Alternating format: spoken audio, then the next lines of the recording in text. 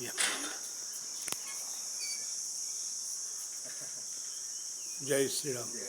आदरणीय सोमनाथ महाराज पाटील श्री क्षेत्र आळंदी आणि आमचे लतीफ महाराज, त्यांचं काय नाव आहे, सुदाम महाराज. आज श्रीराम सेवा धाव्या ठिकाणी महाराजांची भेट झाली आहे. देवस्थानच्या वतीने बाबांचं हार्दिक अभिनंदन, धन्यवाद. जय श्रीराम. या.